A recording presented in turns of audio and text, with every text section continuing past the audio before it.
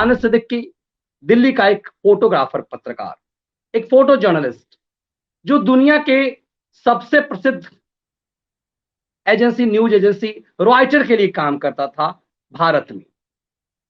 वो दानिश उसी जामिया मिलिया इस्लामिया का प्रोडक्ट था जहां से मैंने जर्नलिज्म की पढ़ाई की है।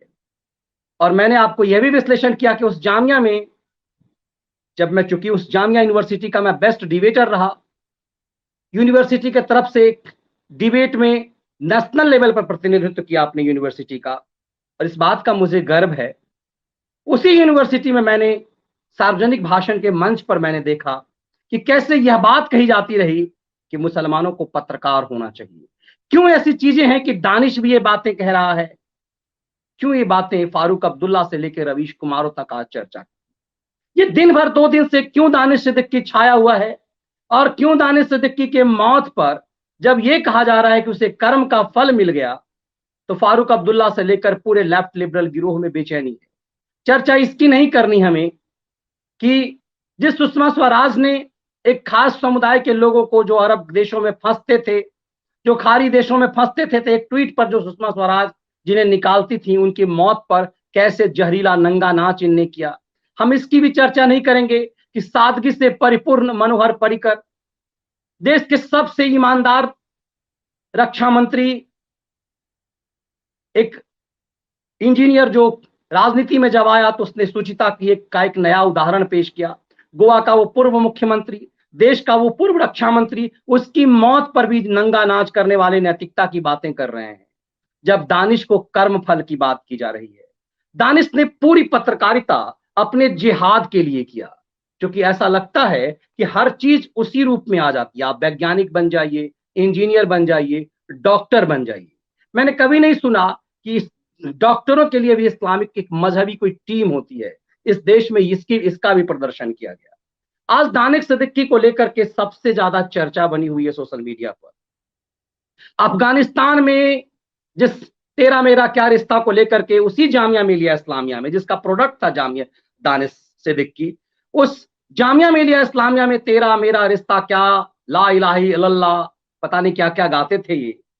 वो दानिश उसी अफगानिस्तान में गया, उसी शरिया वाले देश में गया, और उसे तालिबानों ने घुटने के बल पे खड़ा होने के लिए कहा, और उसके बाद उसकी पीठ में छल्लियां उड़ा करके गोलियों से उसे निपटा दिया।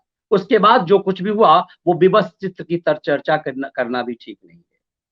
हम सब ये मानते हैं कि किसी की भी मौत, हमारी सनातनी संस्कृति में तो कहा जाता है किसी के मौत पर जश्न नहीं होना चाहिए, लेकिन वो जो इसमें भी जश्न मनाते रहे, आज वो नैतिकता की बातें करते हैं। दानिश को पत्रकार बताने वाले ये नहीं बताते कि उसकी पूरी पत्रकारिता भारतीय संस्कृति के खिलाफ रही। हाल में कोविड काल में उसकी पूरी पत्रकारिता इस तरह से रही कि कैसे जलती हुई चिताओं की रोटी सेक कर उसने अपने परिवार को खिलाया। वो दानिश जो फासिज्म की बात करता था, उस फासिज्म का शिकार हो गया अफगानिस्तान में, और उसकी रिपोर्टिंग करने लायक नहीं रहा। तो फिर उस दानिश की मौत पर रवीश कुमार की टिप्पणी आई है। सबसे पहले वो समझिए, फिर ऐसे बेशर्म निर्लज्ज लोगों की मजबूरी समझिएगा। क्यों रवीश कुमार जैसे लोग आज भी उस चीजों से मुक्त नहीं हो पाते। ये समझने की जरूरत है कि रवीश कुमार जैसे लोग क्यों राष्ट्रवादी विचारधारा, राष्ट्र विरोधी विचारधारा के साथ खड़े होने को लाचार हैं, बेबस हैं। क्या उसी में, उस बेबसी में ही उनके फायदे हैं? इसको जरा समझने की कोशिश कीजिएगा तो आपको आश्चर्य लगेगा। सबसे पहले दानिश पर जो उसकी रिपोर्ट आई है, जो उसने एक फेसबुक पोस्ट लिखा है, जरा सा उसे आप समझने की कोशिश करेंगे, तब आपको समझ में आएगा इस चिरकुट के खेल को कि किस स्तर का है और कहां से पत्रकारिता ये कर रहा है। इसने दानिश सिद्दीकी को महिमा मंडन करते हुए जो पोस्ट लिखा है, जरा इसकी बेशर्मी निर्लज्जता को देखिएगा, तब समझ में आएगा कि क्यों एक समुदाय विशेष का ये नेता बना हुआ है, क्यों ये पत्रकार होते हुए इसके अंदर नेतागिरी की लालसा जग गई है, क्यों ये राष्ट्र विरोधी हरकतों में लिप्त हो रहा है, और क्यों ये ऐसी चीजें नहीं कर पा रहा। पहले जरा सा इसके पोस्ट को, छोटा सा पोस्ट इसने लिखा है, क्योंकि इसमें इसकी बहुत गुंजाइश नहीं थी, इसमें जितना लिखता उतना फंसता। तो जरा इसको समझिए। ये दानिश की तस्वीर है, जो दिल्ली की ही तस्वीर है।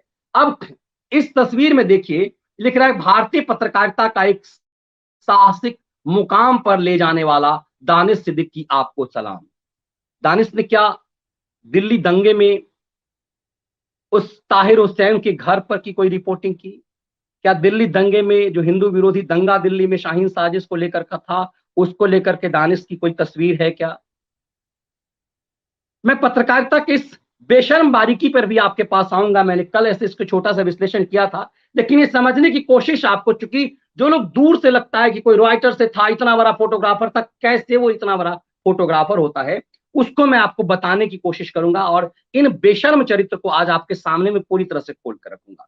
देखिए, इस रवीश कुमार को मिला मैग्सेसे अवार्ड, और आप ये ऐसे लोगों को ये मैग्सेसे अवार्ड, मैं हमेशा कहता हूं कि आप हो सकते हैं गांधी विरोधी, लेकिन शांति के लिए गांधी को नोबेल पुरस्कार नहीं मिला। ओबामा को नोबेल पुरस्कार मिला शांति के लिए, जिसने पूरी दुनिया में अपने कार्यकाल में इतनी मौतें, इतनी हत्याएं करवाई, इतने युद्ध करवाए ओबामा ने, उस ओबामा को नोबेल पुरस्कार मिल गया। जिसके पूरे कार्यकाल में, जिस डोनाल्ड ट्रंप के कार्यकाल में कहीं पर भी कोई किसी देश के साथ युद्ध नहीं हुआ, वो फासिस्ट रहा। लेकिन वो ओबामा, जिसके पूरे कार्यकाल में हिंसा ही हिंसा हुई, वो शांति का नोबेल पुरस्कार उठाकर ले जाता है। तो इस पुरस्कारों के बेशर्म चरित्र को समझिएगा कि क्यों रवीश कुमार जैसे लोगों को मिल जाता है मैग्सेसे अवार्ड। इसलिए ताकि ये अवार्ड देने के बाद इनको कुकृत्य करने का, इनको नंगा नाच करने का की पूरी आजादी मिल जाए। अब इस दानिश को 2018 में पुलित्जर पुरस्कार मिल गया। पुलित्जर पुरस्कार हंगरी के द्वारा दिया जाता है, और अब चूंकि पुरस्कार किसी को भी दिया जाए, जो सबसे प्रभावशाली कंट्री होता है उसका कब्जा हो जाता है।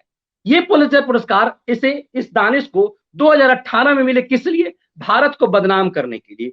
क्यों? कि पाकिस्तान, बांग्लादेशी जो घुसपैठिए हैं, या फिर जो म्यांमार से आए हुए जो रोहिंग्या मुसलमान हैं, उनकी दुर्दशा पर इसने तस्वीरें खींची, उसके लिए इसे पुलित्जर पुरस्कार मिला। 2000 में मैंने जैसे आपको बताया था कि 2000 में, पिछले साल, 3 कश्मीरी पत्रकारों को पुलित्जर पुरस्कार मिला। किस लिए? क्योंकि भारत ने जब 370 कश्मीर से खत्म किया, अमन चैन जब कश्मीर में स्थापित हो गए, तो वहां कश्मीरियों के ऊपर आर्म पुलिस फोर्स की ज्यादतियों को लेकर के उसकी रिपोर्टिंग के लिए उसे पुरस्कार, उन तीनों पत्रकारों को पुलित्जर अवार्ड मिल गया। उससे ठीक 2 साल पहले इस दानिश को मिला हुआ था। दानिश का क्या काम था? इसलिए अपने एजेंडे पर था, क्योंकि जिस पंथ से आता है उसे सिर्फ यही सिखाया जाता है कि आप भले जिस काम में हो, आपका उद्देश्य सिर्फ अपने अपने अपने कौम के लिए जिहाद करना है, और जिहाद का तरीका किसी भी तरीके से हो सकता है, अपने पेशे को लेकर के। मतलब पेशा पत्रकारिता का भले ही हो, लेकिन आप अपने आप को, अपने जिहादी चरित्र को नहीं छोड़ना है। तो दानिश की पूरी फोटो पत्रकारिता जो रही है, वो उसे रॉयटर जैसे संस्था को मंच मिला, और वो पूरी पत्रकारिता उसकी रही कि कैसे कोरोना काल में लाशों का नंगा नाच किया जाए, लाशों पर खेला जाए। आज जब इसके लाशों पर खेला जा रहा है, जब इसके लाशों की तस्वीर उसी तेरा मेरा क्या रिश्ता वाला, उसी कौम ने, जिसके लिए इन शाहीन साजिश के दौरान बड़े बड़े पत्रकार, आरफा खानम जैसे पत्रकारों ने अलीगढ़ मुस्लिम यूनिवर्सिटी में सार्वजनिक मंच से कहा कि आप अपना एजेंडा साथ रखिए, लेकिन हिंदू और सबको कैसे साथ लेकर के चलना है, उसके लिए थोड़ी भाषा आपको दूसरे ढंग से करनी है, और आप अपना एजेंडा लेकिन साथ लेकर के चलना है। तो पेशा पत्रकारिता का हो, लेकिन एजेंडा क्लियर होना चाहिए। एजेंडा क्लियर क्या? कि गंगा नदी में लाशों की तस्वीर दिखाई जानी चाहिए, जो कि गंगा में सामान्य चीजें हैं। ये उस दौरान जलती हुई चिताएं, चूंकि चिताओं की लौ एक साथ, तो आप यदि जाते हैं गंगा बनारस की घाटों पर आप जाएंगे तो आपको अक्सर उस तरह की चिताएं जलती हुई दिखेंगी, क्योंकि लोग ये मानते हैं कि बनारस में अंतिम संस्कार होना सीधे स्वर्ग पहुंचने का मायना है। बनारस को उसी ढंग से माना गया है। तो बनारस में आप किसी भी सीजन में यदि चले जाएंगे तो आपको जलती हुई सैकड़ों चिताएं आमतौर पर सामान्यतः दिख जाती हैं। उसी तस्वीर को चूंकि कोरोना काल में दिखा करके भारत को बदनाम करने का, हिंदू संस्कृति को बदनाम करने का ठेका मानो इसे मिला हुआ था। और इस सिद्दीकी की मौत पर, इसे जब मारा गया, जब जिहादियों ने इसे, जब अफगानिस्तान में इसे मोमिनों ने मारा, जिस मोमिन हित में ये वहां गया हुआ था राइटर की तरफ से, उसमें जब इसे मारा गया तो इसे घुटने के बल, रिकॉर्डिंग करी गई बाकायदा, इसे घुटने के बल डाला गया और उसके पूरे शरीर को छल्ली कर दिया गया। और उसके बाद वहां नाचती हुई तस्वीरें और उस वीडियो को वायरल किया गया और इस जिहादी पत्रकार को इसे कहा गया कि ये रॉक एजेंट है। हंसी भी आती है, रॉक एजेंट बता करके इसे राष्ट्रवादी बताने की कोशिश की गई। लेकिन अब किसी रवीश कुमार को ये कैसे स्वीकार हो जाए कि कोई दानिश राष्ट्रवादी हो जाए? तो रवीश कुमार ने लिखा, भारतीय पत्रकारिता को एक साहसिक मुकाम ले जाने वाला दानिश सिद्दीकी, आपको सलाम, अलविदा। आपने हमेशा मुश्किल मोर्चा चुना, मोर्चा पर आप शहीद हुए। पुलित्जर पुरस्कार प्राप्त करने के बाद भी आपने मोर्चा का चुनाव नहीं छोड़ा।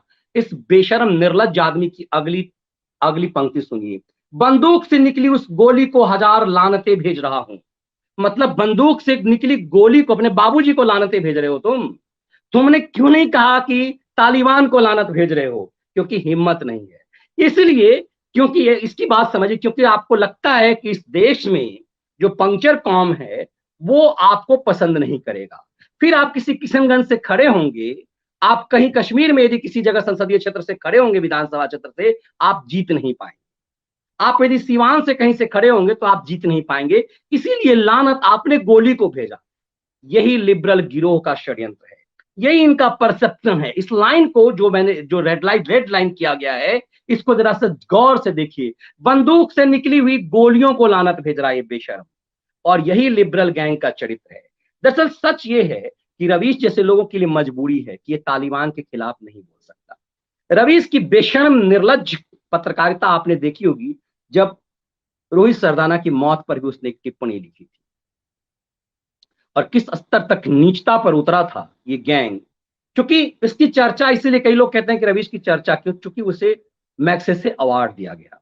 इन लोगों को मैग्सेसे अवार्ड इसीलिए दिया जाता है कि जब आप इनके खिलाफ कार्रवाई, अब इस दानिश सिद्दीकी के खिलाफ यदि भारत में कोई कार्रवाई, ये हमेशा इसकी रिपोर्टिंग इस ढंग से रही कि भारत में फासिज्म है, भारत में पत्रकारिता करना मुश्किल है। यदि ऐसा कुछ इसके साथ भारत में होता तो पूरे इसके पुलित्जर पुरस्कार प्राप्त पत्रकार की हत्या हो गई और भारत को बदनाम करने के लिए गैंग सक्रिय हो जाता। आप रवीश कुमार का यदि गृह मंत्री के खिलाफ भी यदि षड्यंत्र करेगा और आप यदि कुछ भी सरकार उसकी तरफ कोई कार्रवाई करेगी, उसकी फर्जी खबरों पर, जो निरंतर वो फर्जी खबर करता है, उसकी फर्जी खबर पे कार्रवाई होगी, तो इंटरनेशनली मार्केटिंग उन सब की होगी कि एक मैग्सेसे अवार्डी, एशिया का सबसे बड़ा अवार्ड मैग्सेसे पुरस्कार का अवार्डी जो है, उस रवीश कुमार के ऊपर कार्रवाई होगी। इसीलिए इस तरह के पुरस्कार दिए ही इसीलिए जाते हैं ताकि आप अपने देश के खिलाफ षड्यंत्र कर सकें। दुनिया का कोई भी पुरस्कार, उसकी हैसियत इतनी ही है, नोबेल पुरस्कार की हैसियत इतनी है कि वो गांधी को नहीं मिला, ओबामा को मिल सकता है। इसीलिए ये दो कौड़ी के रवीश कुमार को मैग्सेसे अवार्ड मिल सकता है। इसने कौन सी ऐसी रिपोर्टिंग फील्ड की है? स्टूडियो में बैठ करके ज्ञान बांटना ये पत्रकारिता नहीं होती है। रिपोर्टिंग कितने दिन की है इसने? इसने कोई रिपोर्ट भी तैयार किया है क्या आज तक? किस चीज के लिए इसे मैग्सेसे अवार्ड मिल गया? अब इसी चीज को समझिए कि मैं अक्सर अपने व्यूअर्स से कहता हूं, एक जर्नलिस्ट के रूप में, एक जर्नलिस्ट जो बड़े चैनल में होता है, एक जर्नलिस्ट जो बड़े संस्था में होता है, वो किसी छोटे मोटे पत्रकार की जूठन ही चाटता है। ये मैं अपने अनुभव के आधार पे कह रहा हूं।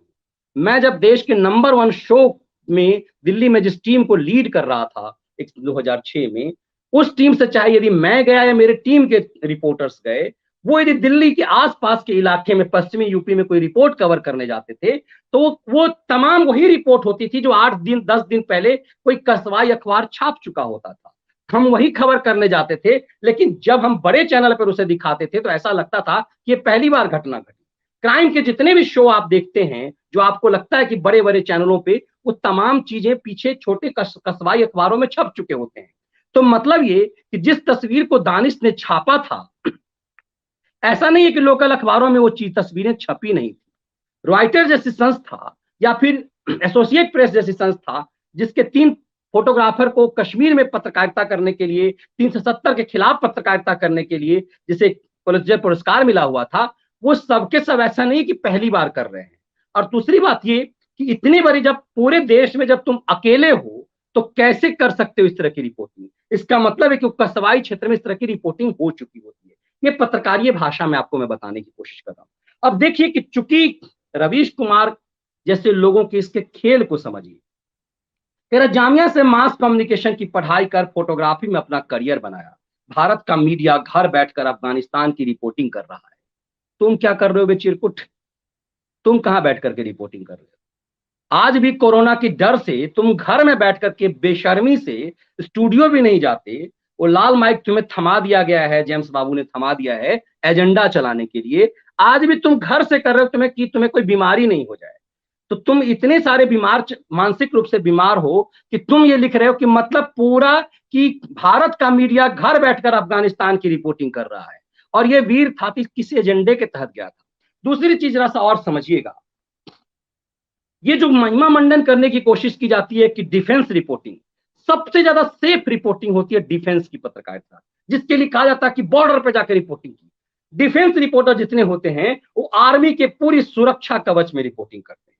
आप बरखा दत्त को महिमा मंडन किया गया था 99 में जब कारगिल युद्ध हुआ था, तो बरखा की रिपोर्टिंग को, उसकी मूर्खतापूर्ण रिपोर्टिंग को, जिसके कारण भारतीय सेना के कई जवान मारे गए, क्योंकि वहां से पहली बार लाइव रिपोर्टिंग हो रही थी। और लाइव जब रिपोर्टिंग रात में होती है तो वहां कैमरे की लाइट जलाई गई, जिसके कारण पाकिस्तानी सेना को अंदाजा हो गया कि यहां पर भारतीय चौकी बनाई गई है, जिसके कारण वहां गोलीबारी हुई और कई सेना के हमारे जवान जो है मारे गए, इस मूर्खतापूर्ण, जेम्स बाबू की मूर्खतापूर्ण टीम की मूर्खतापूर्ण रिपोर्टिंग के कारण।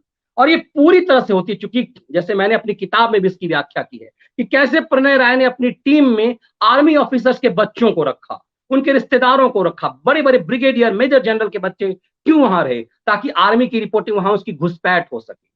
और इस कारण में जब डिफेंस की रिपोर्टिंग होती है, जब इस तरह के लोग रिपोर्टिंग कर रहे होते हैं, और ये जब दानिश भी जब वहां रिपोर्टिंग कर रहा था, तो अफगान आर्मी के पूरी सुरक्षा में था। लेकिन फिर भी उसी बीच में जो है, जैसे इंदिरा गांधी को के तो हत्या उसी की सेना ने कर दी। अब ये माना गया, वहां किसी ने फैला दिया कि भारतीय रॉ का एजेंट है। इसको ये नहीं देखा गया कि तेरा मेरा रिश्ता क्या का ये है। इन मोमिनों के लिए दरअसल सिद्दीकी की मौत मोमिनों के लिए भी संदेश है। ये शरिया कानून लागू करना, ये भारत में शरिया कानून लागू करने की जो जद्दोजहद है, उसमें कि ये गए तो थे तुम अपने ही कौम के लोगों के बीच, फिर भी सिद्दीकी मारा गया। सिद्दीकी इसलिए मारा गया क्योंकि वहां के लोगों को लगा कि ये तस्वीरें जो है वो कहीं बाहर ना चली जाए। इसलिए सिद्दीकी को मारने में भी ये भी नहीं देखा गया कि तेरा मेरा रिश्ता क्या है का जवान ही है, ये दानिश ही है, पंचर कौम ही है, पंचर बनाने वाला अपना ही साथी है। ये नहीं किया गया। इसे घुटने के बल जो तरीका इन जिहादियों का होता है, दुनिया में सबसे ज्यादा, अब इसे जानवर वाली मौत भी नहीं कह सकते हैं, दुनिया में सबसे विभत्स मौत का जो संस्कार जहां है, वहां इस दानिश को कहा गया कि घुटने के बल खड़े हो जाओ। और पूरी रिकॉर्डिंग की गई। इन रवीश कुमारों ने ये नहीं बताया कि इसे कैसे मारा गया। ये लानत भेज रहा है उस बंदूक की गोलियों को, बंदूक से निकली गोलियों को हजार लानतें भेज रहा हूं। इसीलिए इन बेशर्म चरित्रों को, इसीलिए ये सोशल मीडिया पर इस तरह से ये चिरकुट ये भी वायरल है। Taliban did not kill Danish Siddiqui, bullet did. Taliban ने नहीं मारा दानिश सिद्दीकी को, ये इसकी पत्रकारिता है। ये सोशल मीडिया पर ये तस्वीर भी बड़ी तेजी से वायरल हो रहा है। अब इंटरेस्टिंग आपको बता रहा हूं, दानिश सिद्दीकी की ये ट्वीट्स हैं, और आपको आश्चर्य लगेगा कि ट्विटर हैंडल से जिस तरह की चीजें हैं, जो इसने कोरोना काल में जो भारत को के चरित्र को बदनाम करने के लिए जो तस्वीरें पोस्ट की थी, इसके ट्विटर अकाउंट से ये तस्वीरें अब गायब है। ये तस्वीरें अब इसके ट्विटर अकाउंट पे आपको दिखाई नहीं देगी। इसके प्रूफ में कृतिका लिखती हैं कि how come they very famous insensitive tweets of Danish Siddiqui showing pictures of Hindu criminalization is suddenly deleted now। ये तमाम चीजें अब गायब कर दी गई हैं।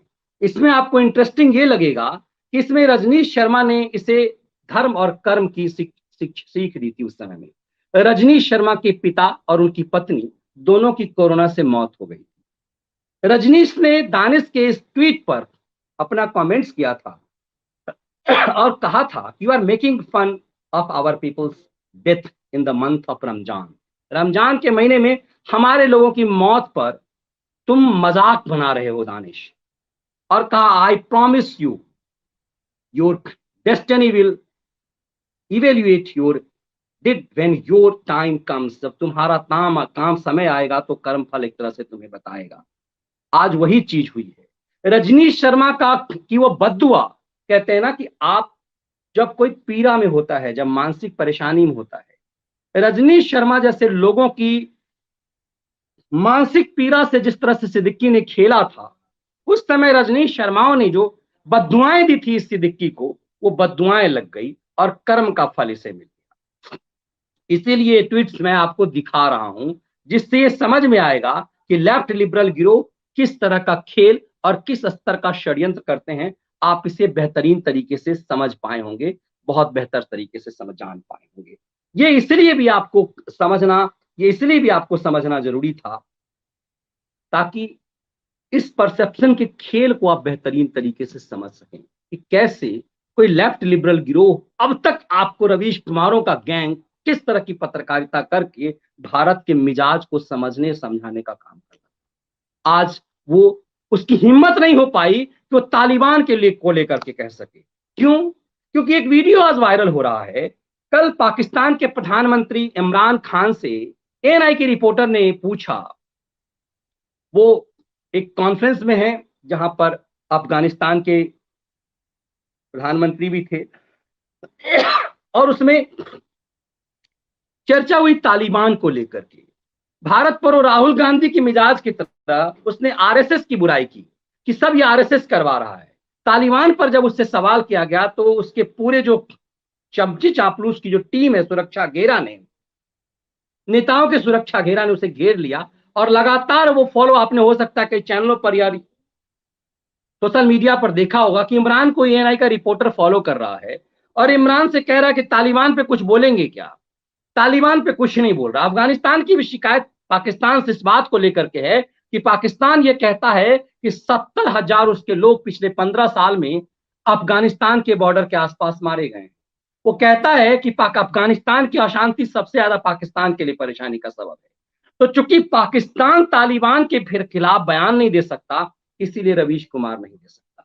क्योंकि पाकिस्तान का जो चरित्र है, रवीश कुमार को लगता है कि पाकिस्तान को जो पसंद है वो भारत में पूरे पंचर कौम को पसंद है। इसीलिए रवीश कुमार पाकिस्तान के खिलाफ नहीं बोलता, इसलिए रवीश कुमार तालिबान के खिलाफ नहीं बोलता, क्योंकि ये तालिबान के खिलाफ बोलना पाकिस्तान के खिलाफ बोलना हो जाए।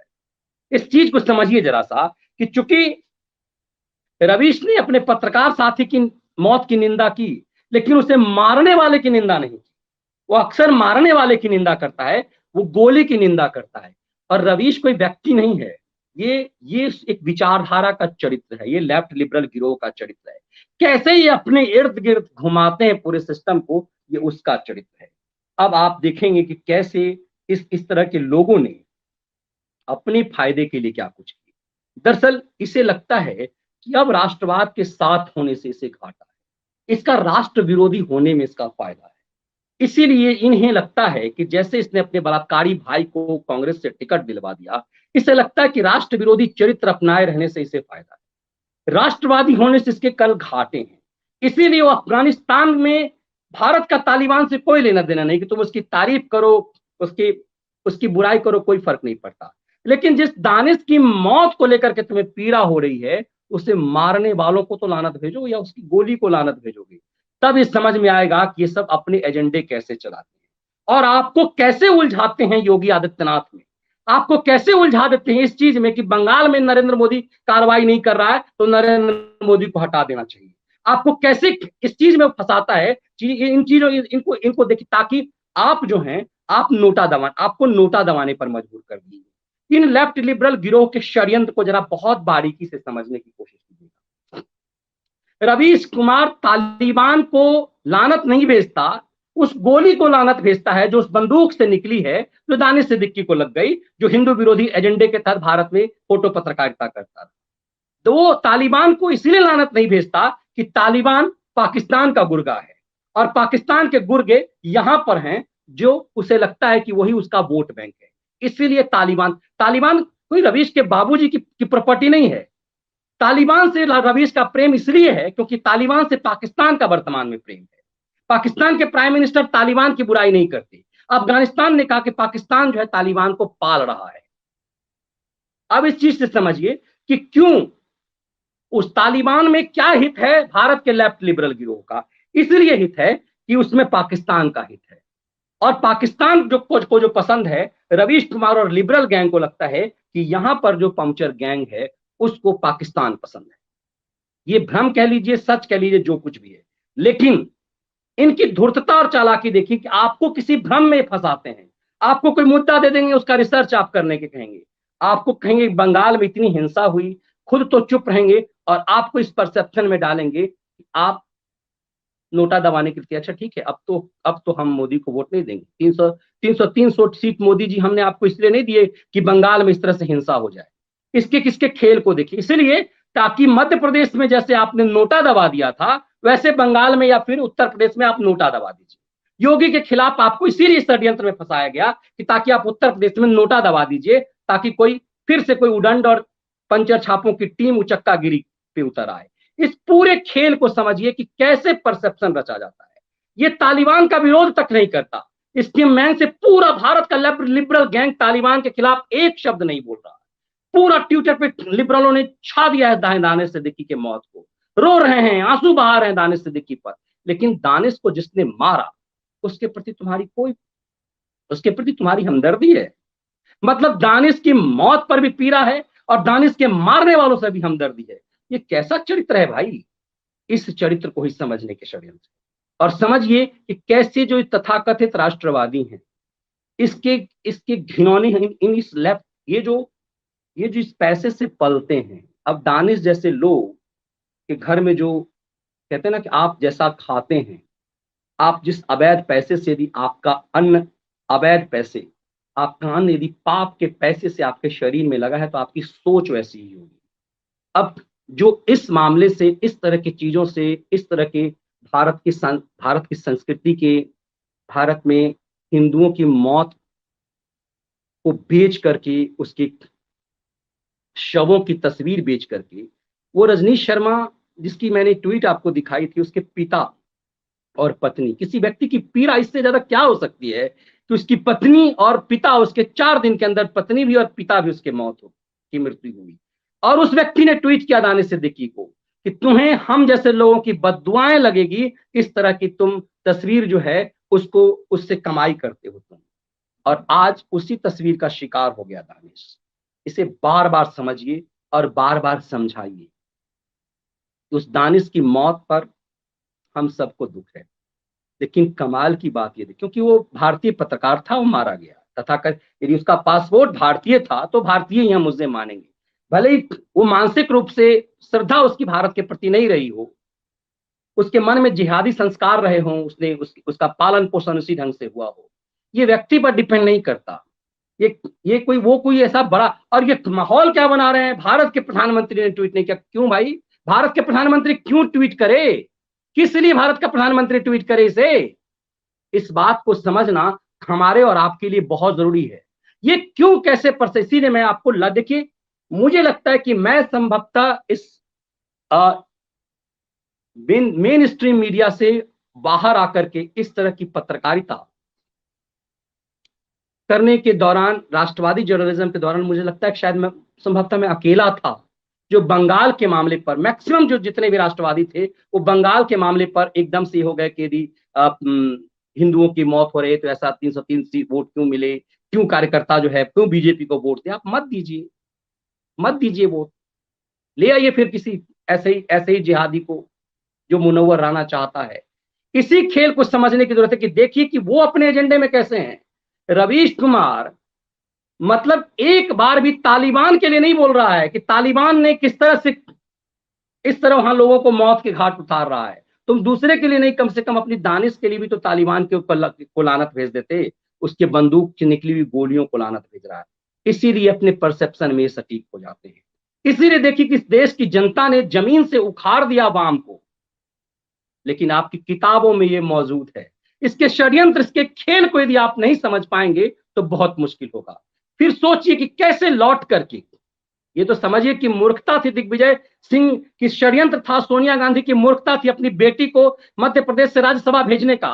वरना क्या हुआ, वरना कुछ परसेंट आपने सिर्फ नोटा दबा दिया, तो मामा जी चले गए बाहर और कमलनाथ जैसा 84 का हत्यारा जो है वो सीएम बन गया। वहां केस है 84 84 राइट में। आज भी सिख पसंद नहीं करते, फिर भी पता नहीं क्यों कैसे पंजाब में सरकार उनकी बन जाती है। इस पूरे षड्यंत्र को आप सबको समझने की जरूरत है। मुझे लगता है ये परसेप्शन का एक बहुत बड़ा खेल है।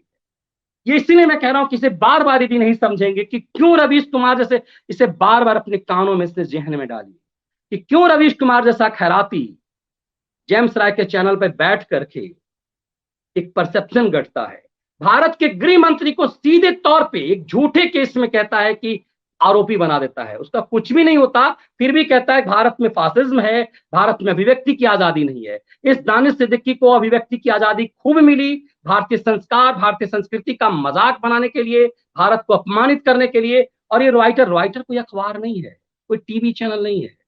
इस दानिश सिद्दीकी का भारत में जितनी तस्वीरें थी वो दुनिया भर के बड़े बड़े अखबारों में आप जो देखते हैं कि द वॉशिंगटन पोस्ट ने छाप दिया, द न्यूयॉर्क टाइम्स ने छाप दिया, टाइम मैगजीन ने छाप दिया, वो इसी तरह के दानिशों की तस्वीर होती है, क्योंकि एजेंसी है।